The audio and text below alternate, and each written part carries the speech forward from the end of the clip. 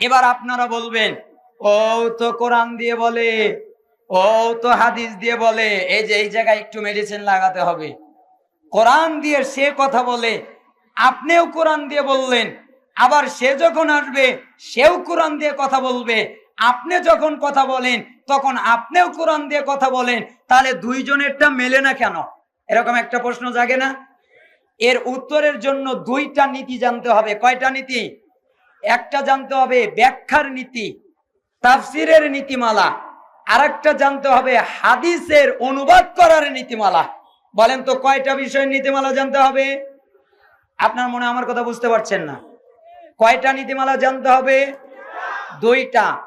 এক, হাদিস বোঝার নীতিমালা, তার আগে জানতে হবে কোরআনের তাফসির করার নীতিমালা। আচ্ছা ভাইরা বলেন তো, আমি তো অনেকবার বলেছি জাতির সামনে, কোরআনের ব্যাখ্যা করতে কয়টা নীতি লাগে? আপনারা ভুলে গেছেন? কয়টা লাগে? 5টা। আরো জোরে বলেন, কয়টা? 5টা। অনেকে আরো বেশি বানিয়েছে, তবে 5টার ভিতরেই সীমাবদ্ধ। এক, তাফসিরুল কোরআন বিল কোরআন, কোরআনকে দিয়ে কোরআনের ব্যাখ্যা করা। 2, এই কোরআনকে দিয়ে যে কোরআনের ব্যাখ্যার দলিল কি? ওয়ালা ইয়াতুনাকা বিমাসালিন ইল্লা জিনাকা বিল হাক্কি ওয়া আহসানা তাফসীরা। আল্লাহ তাআলা বলছেন, হে নবী, তারা আপনার কাছে যত জটিল আর কঠিন ব্যাখ্যা নিয়ে আসুক না কেন, প্রশ্ন নিয়ে আসুক না কেন, ওয়া আহসানা তাফসীরা, এর উত্তম ব্যাখ্যা আমি আল্লাহ করে দিব। তাহলে বলেন তো কোরআনের তাফসীর প্রথমে করবে কে? আল্লাহ। এবার ওই যে আপনারা যে বলেন তাহলে বিভক্ত হয় কেন, তাহলে দলাদলি হয় কেন? ওই যে হুজুর কোরআনটা নিয়েছে আল্লাহর, ব্যাখ্যাটা আল্লাহর নেয় নাই, ব্যাখ্যাটা নিয়েছে হুজুরের, এই জন্য যত হুজুর ততগুলো দল তৈরি হয়েছে। কোরআনটা যদি আল্লাহর নিত, ব্যাখ্যাটাও যদি আল্লাহর নিত, তাহলে দল তৈরি হতো না। যেহেতু কোরআনটা আল্লাহর, ব্যাখ্যাটা আল্লাহর নেয় নাই, তাই যে যা বুঝেছে সে তাই ব্যাখ্যা করেছে। 2 নাম্বার নীতিমালা, কোরআনকে ব্যাখ্যা করতে হবে হাদিসের মাধ্যমে। তাফসিরুল কোরআন বিস সুন্নাহ, তাফসিরুল কোরআন বিল হাদিস, হাদিসের মাধ্যমে, সুন্নাহর মাধ্যমে কোরআনের ব্যাখ্যা করতে হবে। দলিল সূরা নাহল আয়াত 44, ওয়া আনজালনা ইলাইকা যিকরা লিতুবাইয়িনা লিন-নাস মা নুযিলা ইলাইহিম ওয়া লাআল্লাহুম ইয়াতাফাক্কারুন। হে নবী, আমি আপনার উপরে এই কোরআনটা নাজিল করেছি, এ কারণে মানুষদের জন্য যা নাজিল করা হয়েছে এগুলো যেন আপনি ব্যাখ্যা করে দিতে পারেন। এই জন্য আপনার উপরে কোরআন নাজিল করেছি। কেন? আপনি যেন ব্যাখ্যা করে দিতে পারেন, আপনি যেন বুঝিয়ে দিতে পারেন, তাই আপনার উপরে কোরআন নাজিল করেছি। বলেন তো কোরআনের ব্যাখ্যা দ্বিতীয় পর্যায়ে কে করবেন? আল্লাহর নবী সাল্লাল্লাহু আলাইহি সাল্লাম। প্রথমে করবেন আল্লাহ, দ্বিতীয়ত করবেন আল্লাহর নবী, তৃতীয় পর্যায়ে গিয়ে করবেন সাহাবী, চতুর্থ পর্যায়ে গিয়ে করবেন তাবি এবং সালাফরা, পঞ্চম পর্যায়ে করবেন আরবি ব্যাকরণের মাধ্যমে। এখন আরবি ব্যাকরণের ভিতরে নাহু, সরফ, বালাগাত, মান্তিক যা কিছু আছে সবকিছু আরবি ব্যাকরণ। আরবি ভাষা বোঝার জন্য যত বিদ্যার প্রয়োজন সবগুলোকে সামনে রেখে কোরআনের ব্যাখ্যা করবে। তাহলে একটা আয়াতকে অনুবাদ করতে, একটা আয়াতকে বুঝতে, একটা আয়াতকে ব্যাখ্যা করতে কয়টা নীতি লাগে? আরো জোরে বলেন, কয়টা? তাহলে এই 5টা নীতিতে কোরআনের ব্যাখ্যা করলে ওই তাফসিরুল কোরআন মাহফিল হয় হক, আর এই 5টা নীতিতে ব্যাখ্যা না করলে ওটা হয় বেহক। 2টা উদাহরণ দেই, উদাহরণ দিলে তো রাগ করবেন না। একটা উদাহরণ দেওয়া যাক, যেই আয়াত দিয়ে ঐক্যবদ্ধ করা যায়। আচ্ছা, কোরআনে কি ঐক্যবদ্ধর আয়াত না বিভক্ত করার আয়াত? আপনাদের কাছে কি মনে হয় বিভক্ত করার আয়াত আছে? কি করার আয়াত আছে? ঐক্যবদ্ধর আয়াত। সূরা আলে ইমরান 103 নম্বর আয়াতের একটা অংশ আল্লাহ তাআলা বলছেন, ওয়া'তাসিমু বিহাবলিল্লাহি জামিআ ওয়া লা তাফাররাকু, তোমরা আল্লাহর রজ্জু, আল্লাহর রশিকে শক্ত করে আঁকড়ে ধরো, পরস্পরে বিচ্ছিন্ন হইও না। এর অর্থ কি? এর ব্যাখ্যা কি?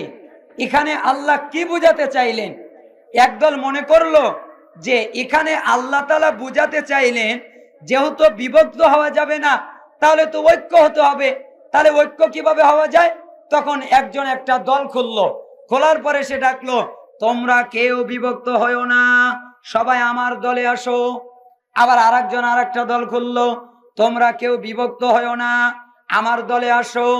আবার আরেকজন আরেকটা দল খুললো, তোমরা কেউ বিভক্ত হয়ো না, আমার দলে আসো। আবার আরেকজন আরেকটা দল খুললো, তোমরা কেউ বিভক্ত হয়ো না, আমার দলে আসো। বলেন তো বিভক্ত হলো নাকি ঐক্য হলো? আরো বিভক্ত হলো। কেন? ওই যে নীতিমালা ফলো করে নাই। এই আয়াতটাকে রাসূল সাল্লাল্লাহু আলাইহি সাল্লামের হাদিস দিয়ে বোঝে নাই, নিজের মতো বুঝেছে। তাই তো উল্টা ব্যাখ্যা হয়ে গেছে যে এর অর্থ হলো তোমরা দলাদলি করো, দল থেকে বিচ্ছিন্ন হয়ো না। সবাই এই অনুবাদই করে। আপনাদের এলাকায় কেমন তা আমার জানা নাই, তবে আমি দেখি যারা অনুবাদ করে অধিকাংশ মানুষ, অধিকাংশ আলেম ওলামারা, অধিকাংশ জ্ঞানী মানুষেরা এই অনুবাদটা বেশি করে যে তোমরা এই আয়াত অনুযায়ী তোমরা বিভক্ত হয়ো না, তার মানে একটা দলে ঐক্যবদ্ধ হও। কিন্তু আসলে কি এই আয়াত তাই? চলেন তো হাদিসে যাই। আল্লাহ নবী সাল্লাল্লাহু আলাইহি সাল্লামকে বলি এই আয়াতের ব্যাখ্যা কি আপনি জানান। আবু শুরাইহ আল খাজাই তিনি বললেন, একদিন নবী সাল্লাল্লাহু আলাইহি সাল্লাম বের হয়ে আসলেন, এরপরে তিনি বললেন, আলাইসা তাশহাদুনা আল্লা ইলাহা ইল্লাল্লাহ ওয়া আন্নী রাসূলুল্লাহ, তোমরা কি সাহাবীরা এই কথার সাক্ষ্য দাও না যে আল্লাহ ছাড়া সত্যিকারের কোনো ইলাহ মাবুদ নাই? তোমরা কি সাক্ষ্য দাও না আমি মুহাম্মদ আল্লাহর রাসূল? সাহাবায়ে কেরাম বললেন, ক্বালু বালা নাআম, হ্যাঁ আমরা সাক্ষ্য দেই আল্লাহ ছাড়া সত্যিকার কোনো মাবুদ নাই, আমরা সাক্ষ্য দেই আপনি আল্লাহর রাসূল।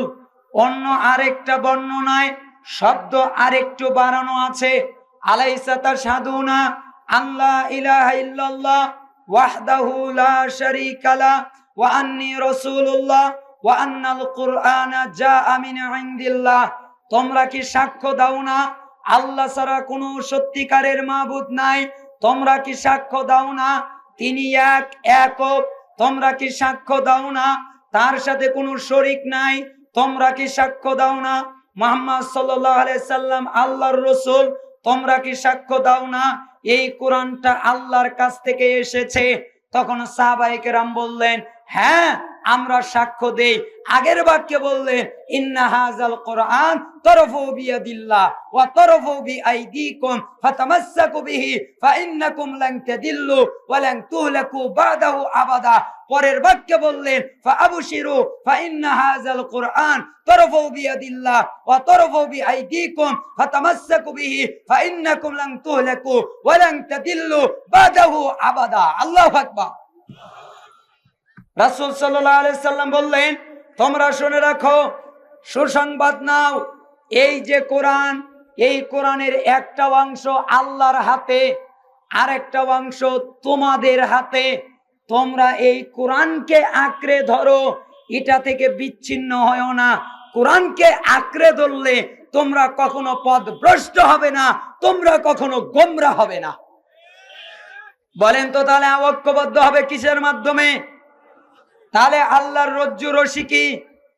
তাহলে ওই আয়াতের এখন অনুবাদ হবে, ওয়াতাসিমু বিহাবলিল্লাহি জামিআ ওয়ালা তাফাররাকু, তোমরা আল্লাহর রজ্জু, আল্লাহর রশি শক্ত করে আঁকড়ে ধরো, পরস্পরে বিচ্ছিন্ন হয়ো না।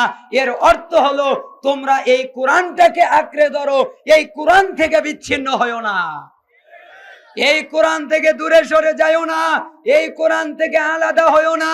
আপনি আবার বলতে পারেন কোরআন মানবে, হাদিস কি মানবে না? আরে কোরআন মানলে তো হাদিসই মানতে হবে, কোরআন মানলে তো হাদিসও মানা হয়। কেন?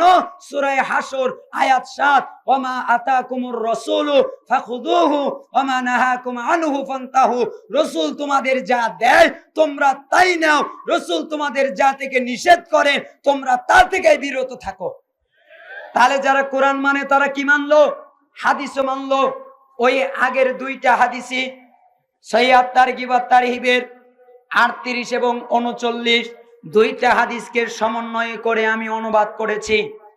আরেকটা হাদিস পাওয়া যায় মিশকাতে 1086 নম্বর হাদিস, তারাকতু ফীকুম আমরাইন লান তাদিল্লু মা তামাসসাকতুম বিহিমা কিতাবাল্লাহ ওয়া সুন্নাতা রাসূলিহি। আমি তোমাদের কাছে দুটা জিনিস ছেড়ে গেলাম, তোমরা ততক্ষণ পর্যন্ত পথভ্রষ্ট হবে না, গোমরা হবে না, যতক্ষণ দুইটা জিনিসকে আঁকড়ে ধরবে। তার একটা হলো কোরআন, তার আরেকটা হলো সুন্নাহ। কোরআনকে এবং সুন্নাহকে যারাই আঁকড়ে ধরবে তারা পথভ্রষ্ট হবে না, তারা গোমরা হবে না। যারাই কোরআন সুন্নাহ বাদ দিয়ে অন্য কিছুকে আঁকড়ে ধরবে ওরাই গোমরা হবে, ওরাই পথভ্রষ্ট হবে। যারা 4টা ধরবে, যারা 6টা ধরবে, যারা 12টা ধরবে, যারা 126টা ধরবে, যারা আরো বেশি ধরবে, যারা কম বেশি করবে তারা পথভ্রষ্ট হবে, তারা মিসগাইড হয়ে যাবে। যারা কোরআনকে আঁকড়ে ধরবে, যারা সুন্নাহকে আঁকড়ে ধরবে তারা পথভ্রষ্টও হবে না, তারা কশ্চিনকালে গোমরাও হবে না। বলেন তো আজ থেকে আমরা কয়টা জিনিস আঁকড়ে ধরবো? আরো জোরে বলেন কয়টা? আমরা তৃতীয়টা চিনি না, আমরা চতুর্থটা চিনি না। আল্লাহর নবী তৃতীয়টা ধরতে বলে নাই, আল্লাহর নবী চতুর্থটা ধরতে বলে নাই। আল্লাহর নবী বলেছেন কোরআন আঁকড়ে ধরতে, আল্লাহর নবী বলেছেন হাদিসকে আঁকড়ে ধরতে। আবার কি মজার দলিল! আমাদের কাছে দলিলের অভাব নাই। কয় যে কে বলেছে 3টা মানা যায় না, কে বলেছে 4টা মানা যায় না, কে বলেছে আলেম মানা যায় না, কে বলেছে উলামা মানা যায় না, কে বলেছে কর্তৃত্বের অধিকারীদের মানা যায় না। আল্লাহ বলেছেন। আল্লাহ কিভাবে বলেছেন? সূরা নিসা 59 নম্বর আয়াতে, ইয়া আইয়ুহাল্লাযীনা আমানু, হে ঈমানদারগণ, তোমরা যারা ঈমান এনেছো, আতিউল্লাহ, আল্লাহর আনুগত্য করো। তার মানে নির্দ্বিধায় আল্লাহ যা বলবেন তা আনুগত্য করো। ওয়াতিউর রাসূল, রাসূলের আনুগত্য করো। ওয়া উলিল আমরি মিনকুম, তোমাদের ভিতরে যারা উলুল আমর তাদের। এই যে পাওয়া গেল উলুল আমরদের মানা জায়েজ। পরে একটু করবেন না? আয়াত কি এখানেই শেষ না আরো আছে? মাঝে মধ্যে আমি মজাক করে একটা কথা বলি যে আমরা টাকা চোর দেখেছি, আমরা জমি চোরও দেখেছি, আমরা বিভিন্ন কিছু চুরি করা দেখেছি, কিন্তু আয়াত চোরও আছে। আয়াত চোরও। আচ্ছা, চুরি কাকে বলে বলেন? নিয়ে গোপন করা। চুরি কাকে বলে? একটা জিনিস নিয়ে গোপন করে রাখা, না জানানো, না বলে নেওয়া, তাই তো চুরি নাকি? নাকি বলে নেওয়া চুরি? চুরি কাকে মনে করেন? না বলে নেওয়া। তো না জানিয়ে রেখে দেওয়া, যতটুকু আমার পক্ষে টিকবে ততটুকু নেওয়া, যতটুকু আমার বিরুদ্ধে যাবে ততটুকু নেব না। এই জন্য ইবনুল কাইয়িম রাহিমাহুল্লাহ বলতেন যে বিদাতীরা অন্য আয়াত গবেষণা করো না, কেন? ওই আয়াতেই ওর জবাব। মানে বিদাতীদের দলিল খোঁজার জন্য অন্য আয়াত খুঁজতে হয় না, দেখবেন খুঁজে খুঁজে ওরা কোন আয়াত বলে ওই আয়াতটাই পড়বেন, আগে পিছের আয়াত পড়বেন, তাহলে তার দলিল পেয়ে যাবে। কিরকম? এই যে পরের অংশে আল্লাহ তাআলা বলছেন, ফাইন তানাজাতুম ফি শাইইন ফারুদ্দুহু ইলাল্লাহি ওয়ার রাসূল, যদি উলুল আমরে মতভেদ হয়, অর্থাৎ উলুল আমরে আর মেলে নাই, একজন বলে এদিকে যাও, আরেকজন বলে ওদিকে যাও, আরেকজন বলে ওইদিকে যাও, একজন বলে 2 আর 2 6, আরেকজন বলে 2 আর 2 9, আরেকজন বলে 2 আর 2 8, আরেকজন বলে 2 আর 2 4। মনে হয় 4টাই ঠিক। কয়টা ঠিক? একটা ঠিক। তো এরকম বিভিন্ন দলে বিভক্ত হয়ে যাবে। যখন মতানৈক্য দেখবে তখন তোমরা ওই মতানৈক্যের বিষয়টাকে ফিরিয়ে দেবে আল্লাহর দিকে এবং তার রাসূলের দিকে। আল্লাহর দিকে ফিরানো মানে হলো কোরআনের দিকে ফিরানো, রাসূলের দিকে ফিরানো মানে হলো হাদিসের দিকে ফিরানো।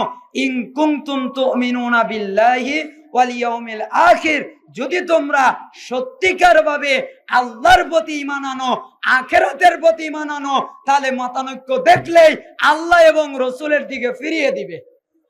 আবার আল্লাহ তাআলা কি বলছেন? যালিকা খায়রু ওয়া আহসানু তাওয়িলা, সমাধানের দিক থেকে এটা সবচেয়ে উত্তম, এটাই হচ্ছে উত্তম সমাধান। তার মানে উত্তম সমাধান মতানৈক্য দেখলে মতানৈক্যই থাকা না, কোরআন সুন্নাহর দিকে ফিরিয়ে দেওয়া।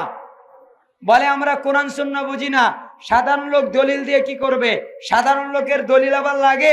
ফাসআলু আহলা যিক ইন কুনতুম লা তা'লামুন বিল বাইয়িনাতি ওয়াজ জুবুর, সূরা নাহল 43 এবং 44 নম্বর আয়াত। আল্লাহ তাআলা বলছেন, হে অজানা মানুষ, তোমরা যারা জানো না, জানা মানুষের কাছে জিজ্ঞাসা করে জেনে নাও। বিল বাইয়িনাতি ওয়াজ জুবুর, সুস্পষ্ট দলিল প্রমাণ সহকারে।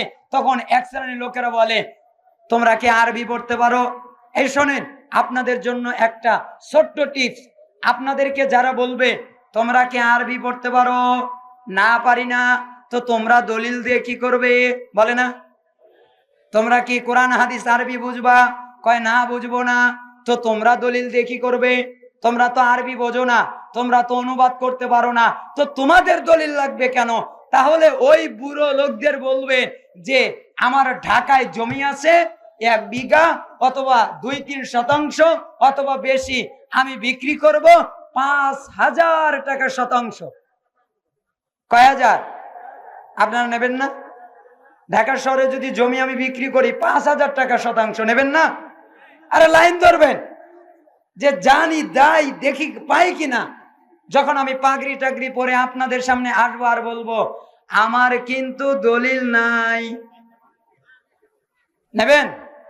কারা কারা নেবেন দলিল ছাড়া? বলেন। কেউ নেবে না।